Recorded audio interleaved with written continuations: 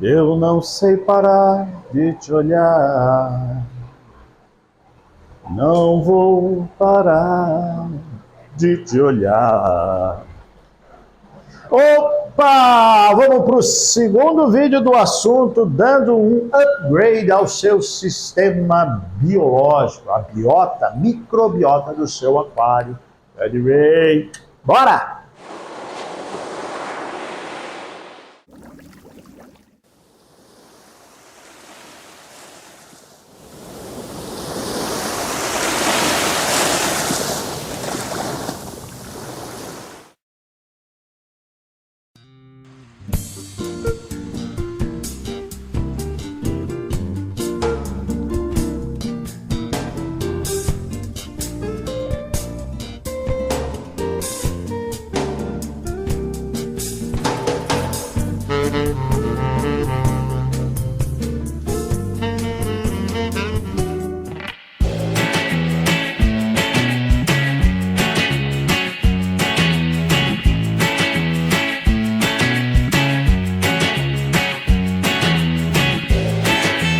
Fala, povo das águas! Muito obrigado, meu Deus. Muito obrigado aos meus antepassados. Obrigado, papai, mamãe, aos meus seguidores, da minha família, minha esposa. Obrigado a vocês.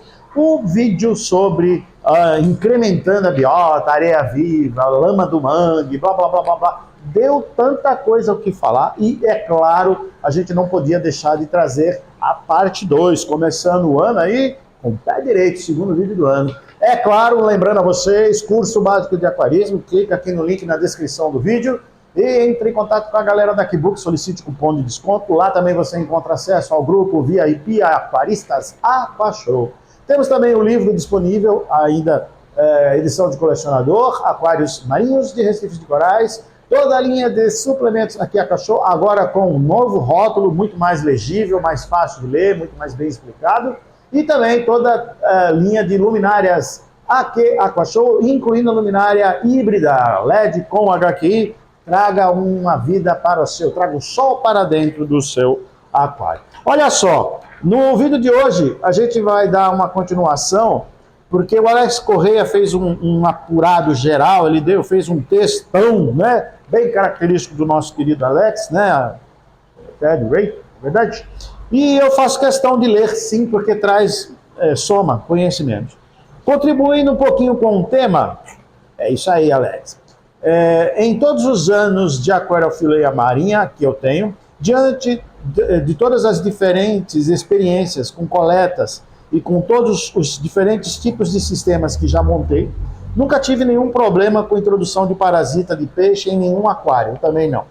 Utilizando substrato vivo e nem muito menos coletados na água do mar. Então, o uso de rocha natural, tirada do ambiente natural, assim como o uso de água natural, nunca me trouxe nenhum problema também, Alex.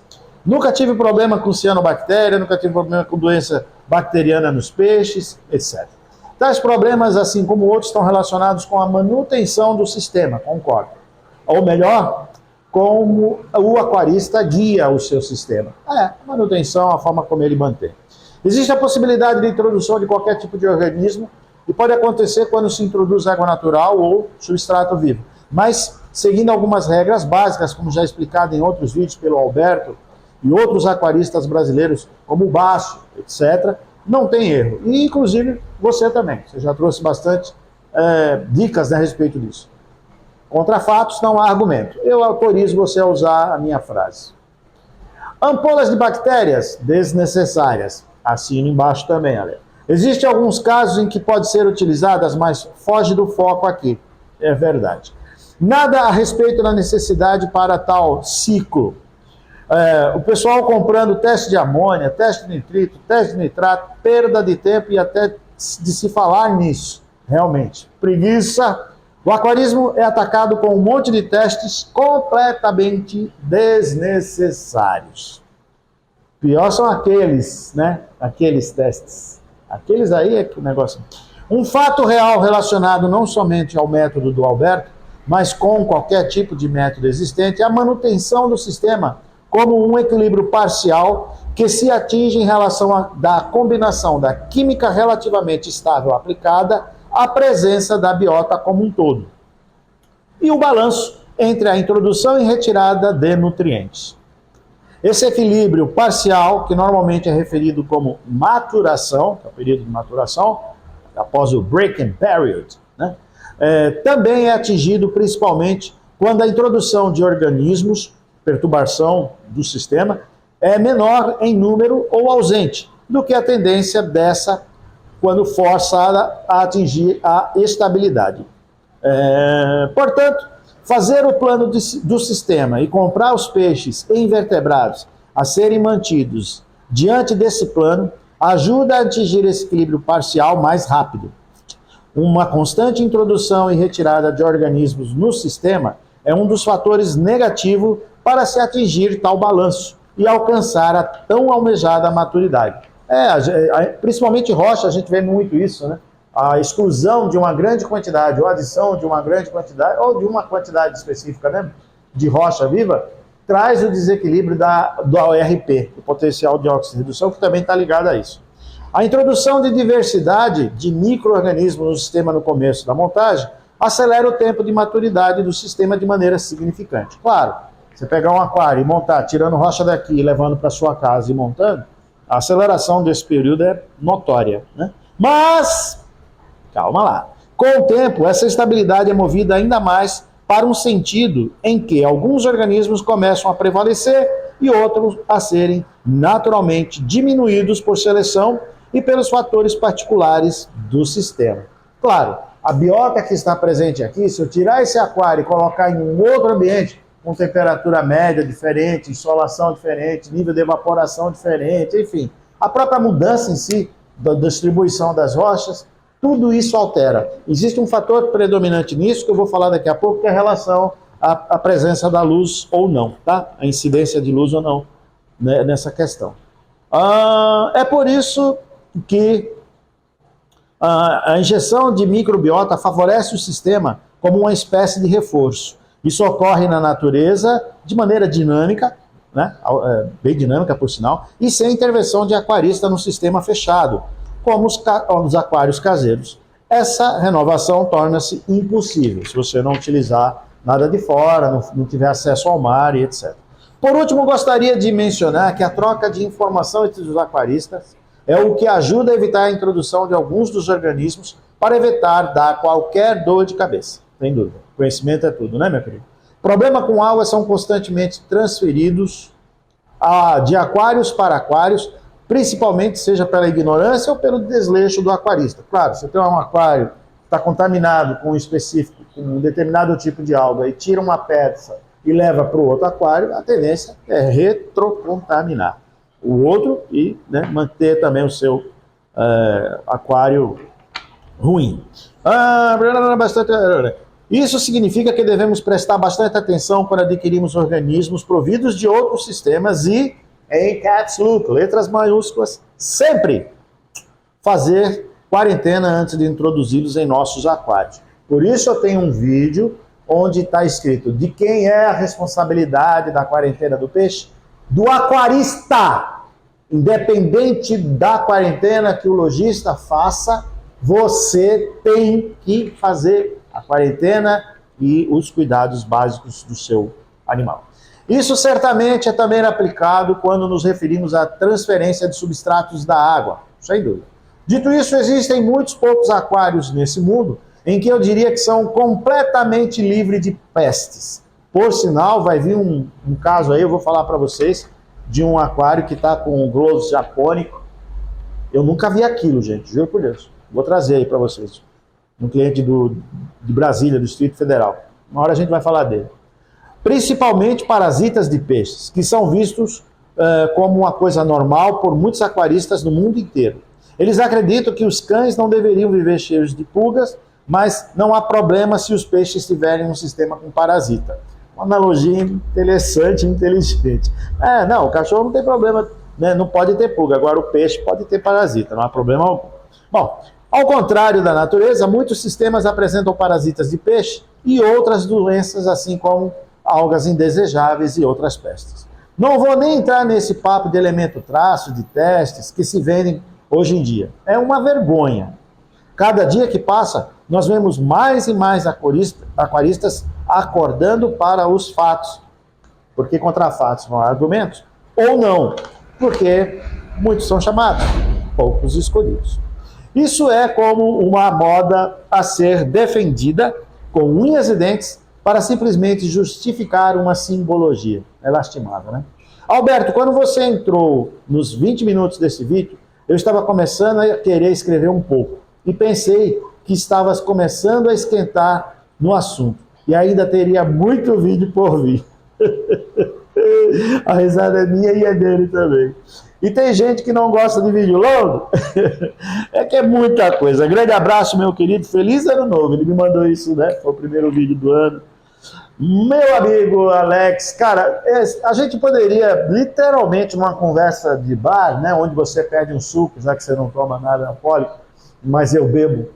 Eu pediria um chopp, um vinho, e você um suco. E a gente, né, numa live, nós iríamos falar 24 horas por dia disso, porque... isso leva àquilo, que leva a isso, que leva àquilo, e fica, né, trazendo assuntos diversos, assuntos diferentes.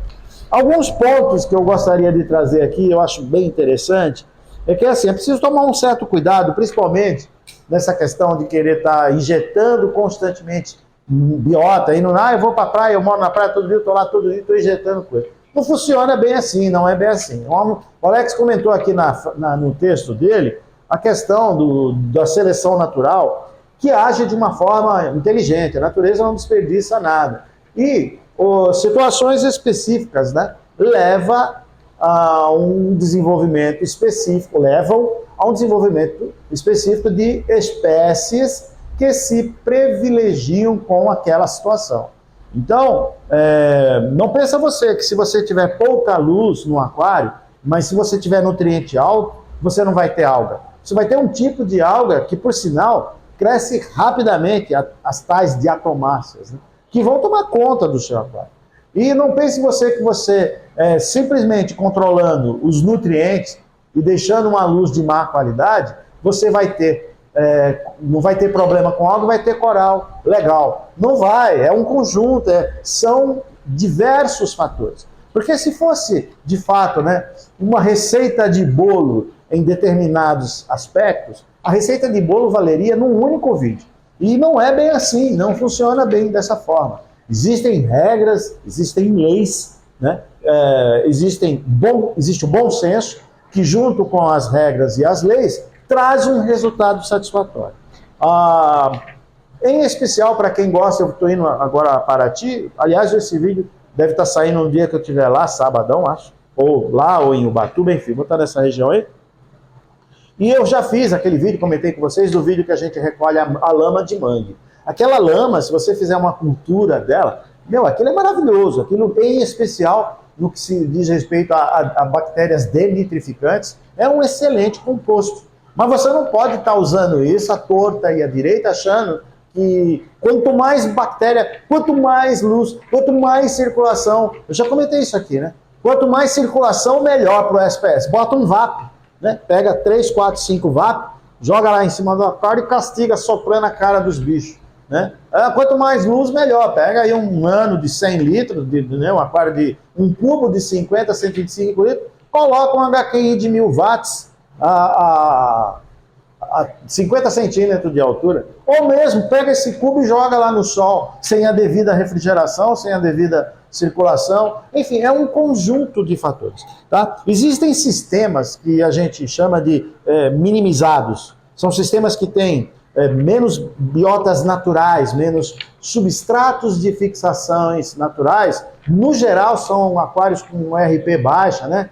Porque você não tem onde as bactérias morar, principalmente denitrificantes. E são aquários movidos a mídias cerâmicas e TPA. Mídia cerâmica e TPA. Funciona, claro que funciona. Senão não existiriam exemplos a respeito disso. Né? Mas, enfim, as pessoas muitas vezes fazem isso querendo evitar a morte, né? A morte rápida ou a morte lenta de necrose, né, dos tecidos, as tais RTN, STN, e isso não se deve a essa questão. A pessoa deixa de colocar uma rocha viva natural com medo que aconteça uma necrose rápida né, ou não, do seu acrópolo, do seu coral. Não é isso que vai fazer. É um total, é um conjunto da obra. Isso está muito mais relacionado à forma como você mantém, a forma como você leva a conduta de manutenção do seu aquário, do que exatamente a essa questão de estar adicionando esse tipo de coisa. Então é preciso ter muito cuidado. A introdução de elementos de rochas naturais do mar ou de água natural não traz bactérias, não traz vírus, não traz parasitas, tá?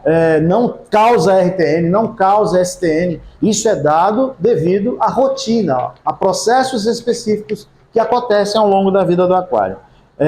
Outra coisa também que o pessoal tem hábito, e eu ainda faço isso de forma seletiva. Eu pego uma bomba SB1000, por exemplo, e a cada mês, a cada 20 dias, eu borrifo, eu gosto de dar aquela borrifada. Mas eu faço isso de forma muito cuidadosa, eu não sopro a cara dos animais, dos vertebrados, porque isso pode trazer RTN e STN, isso pode levar à necrose. Por quê? Porque você está retirando castas de organismos, de bactérias, de biotas que vivem em regiões em que não está exposta à luz, não tem uma quantidade muito grande de oxigênio, a taxa de oxigênio dessa região muitas vezes é baixa, e você retirou ela de lá, expôs à luz, em especial o HQI, que tem ação do ultravioleta, assim como o sol. E isso aí vai morrer. Matando esses organismos, eleva a taxa de nutrientes, eleva a taxa e propicia a alga, propicia um monte de coisa. Então, isso é uma coisa que tem que ser feita de forma cuidadosa. Ajuda a limpeza do sistema, da biota, ajuda, mas não sabe, faz com calma, vai devagarinho, bom senso. Tá? Existem alguns aquaristas até, a gente eu mencionei numa conversa com o Alex sobre isso. O Jake Adams é uma pessoa que defende muito essa coisa do aquário livre da poluição, sem limpo, os Barry Bottom da vida, sabe? E assim, muita calma nessa hora, né? É mais TPA, é mais atenção, é mais escravidão do sistema. O sistema fica muito mais escravo do que um sistema natural. Gente, aquário coral há 30 anos comigo, peixe há 13 anos. Contra fatos não há argumento. Então, toma cuidado também. Eu tive um amigo, nesse interim todo, um cara perguntou para mim, né, por consequência do último vídeo. Então assim, se eu posso pegar uma rocha viva do mar e colocar aqui no aquário simplesmente assim e tá tudo bem? Não, por quê? Essa rocha, supondo que você tem isso aqui, ó, é a rocha que você está tirando do mar, ok? A rocha que ela está naquele sistema, ela recebe luz aqui. A biota disso aqui é uma, a biota do que está aqui dentro é outra. Se você tirou a rocha, desenterrou, não tomou cuidado de observar, e dá para ver, olhos vistos, qual é o lado dela que está virado para o sol. Existem vários livros, inclusive o meu fala sobre isso. Se você pegar essa rocha e for pôr dentro do seu aquário, observe como ela estava na natureza.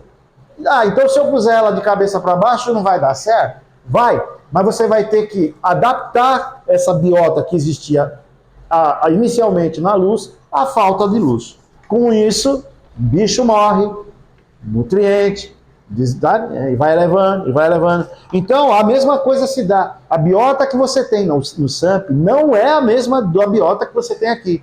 Alberto, eu vou fazer um sistema Jauber, mas eu vou usar o SAMP. Aqui eu tenho um nível de bactéria, um grupo de casta de bactéria aeróbica e anaeróbica.